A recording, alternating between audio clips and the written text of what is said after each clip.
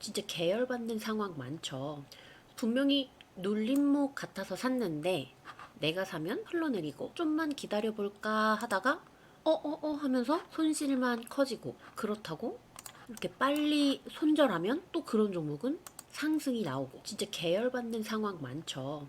손절은 정말 어려운 것 같습니다. 제 경험을 토대로 말씀드리면, 분명 열심히 매매해서 몇백만 원 수익이었는데 버티면 오르겠지 하고 남겨둔 종목들 때문에 그 종목들에 물려서 발생한 손실금이 또 몇백만 원 되더라고요. 그런 종목들 손절 다 하면 수익금 다 까지고 또이또이 되는 경우도 많고, 또이또이라도 되면 다행이지 손실이 더 크게 되는 경우도 생깁니다. 제가 이런 경험을 바탕으로 제가 내린 결정은, 기준에서 벗어났다면 내가 손절하고 다시 올라간다고 해도 손절을 그냥 하는 게 맞습니다. 제가 방금 손절의 기준이라고 말씀을 드렸는데요. 손절의 기준은 사실 간단합니다. 세 가지를 알면 됩니다. 첫 번째, 세력의 유무. 두 번째, 주가의 위치. 세 번째, 재료. 각각으로 뭘 알 수 있냐면요.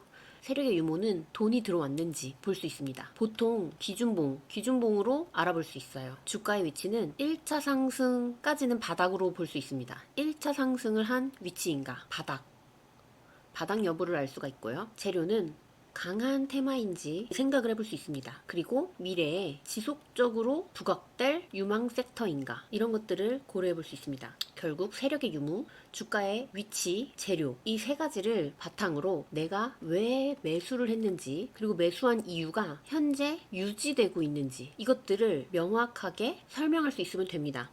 그리고 앞으로 어떻게 흘러갈 거라고 예상을 하고 있었는지도 설명할 수 있으면 됩니다. 그랬을 때 예상치에서 벗어났을 때 손절을 하면 되는 거죠. 예를 들어서 차트로 설명을 해드릴게요. 아까 보신 것처럼 3A 로직스 같은 경우는 이런 식으로 기준봉들은 있습니다. 그렇기 때문에 세력은 있다고 볼 수는 있어요. 그리고 주가의 위치로만 보면은 1차 상승 이후에 이렇게 2차 상승, 1차 상승 이후에 이렇게 많은 2차 상승들이 나왔습니다. 그 이후에 나온 눌림목이었기 때문에 사실 여기서는 위로도 다시 갈 수도 있겠지만 아래로도 갈 수 있는 복불복인 자리라고 저는 생각을 합니다. 근데 이때 재료가 소캠이었죠. 반도체고요.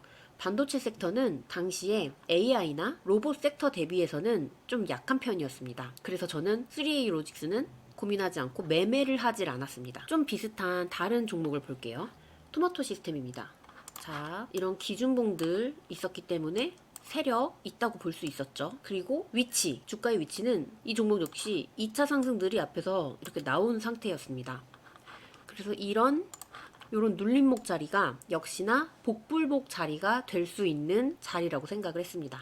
그런데 재료를 봤을 때 앞으로 계속 주목받을 만한 섹터라고 생각했기 때문에 저는 여기서 들어갔어요. 그런데 살짝 올랐다가 그냥 빠지더라고요. 그러면은 주가의 위치가 점점 낮아지는, 2차 상승 후에 낮아지는 흐름으로 이어질 수 있었기 때문에 이런 자리에서 저는 그냥 손절을 해버렸습니다. 유망 섹터임에도 불구하고 손절을 한 이유는 그냥 단순히 또 차트로만 분석을 한 건 아니에요. 당시에 시황이 전체적으로 안 좋았죠. 관세, 미중 갈등, 국내 정치적 불확실성, 여러 가지 시장이 빠질 만한 요인들이 시장에 굉장히 많이 있었어요. 그렇기 때문에 흘러내리는 차트 모양을 가지고 있는 이런 종목을 굳이 들고서 하락장을 버틸 필요가 없었던 거죠. 그래서 적당히 짧게 손절을 하고 나왔습니다. 결국에는 손절을 잘하는 이런 기준들은 매매를 잘하는 기준과도 동일하다고 생각을 합니다. 세력의 유무, 주가의 위치, 재료, 이것들을 바탕으로 자신만의 매매 스타일을 개발하고 그 스타일에 맞는 매매만 연습을 하는 게 필요한 거죠. 이 과정을 통해서 매매할 포인트와 손절 포인트가 점점 디테일해지게 됩니다. 그러면서 본인만의 기준이 명확해지게 됩니다. 그러면 매수하는 것도 점점 절제가 잘 되고 손절하는 것도 점점 더 빨라지겠죠. 이게 주식 매매 시나리오를 세우는 과정인 겁니다. 주식 매매 시나리오는 정말 많은 시간과 연습, 경험이 필요합니다. 강의 한두 번 가지고 완성되는 게 아니라 일관된 노력이 필요한 거예요.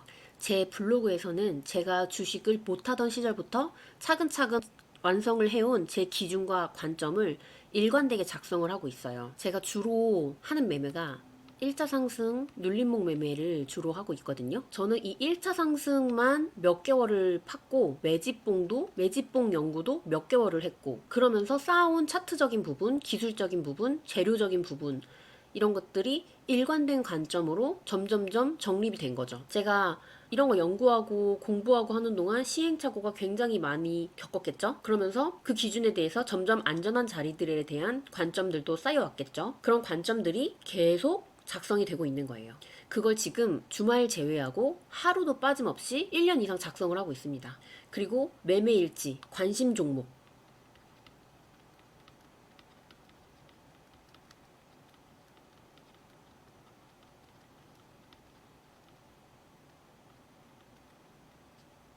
이런 것들의 시나리오들도 계속 작성이 되고 있는 거고요. 여기서 제 관점에 맞는 매매 기법도 배울 수 있고 이런 매매 일지를 비교를 하면서 본인이 하신 매매와 비교를 해볼 수도 있겠죠. 손절이 어려운 분들은 이런 일관된 관점을 꾸준히 지켜보시는 것도 굉장히 도움이 된다고 생각을 합니다. 일관된 관점을 지속적으로 계속 주입식 교육을 할 수가 있는 거죠. 그렇기 때문에 분명 도움이 무조건 된다고 생각합니다. 그리고 저는 직장인인데 이런 식으로 매일매일 공부를 하면서 매매를 해서 수익을 쌓아 나가고 있어요. 그렇기 때문에 저 같은 직장인 분들도 제 블로그에서 도움을 충분히 받을 수 있다고 생각을 합니다. 여러분의 매매 스킬 한 단계 업그레이드 할 수 있다고 분명히 확신합니다. 제 블로그 주소는 고정 댓글에 있습니다. 감사합니다.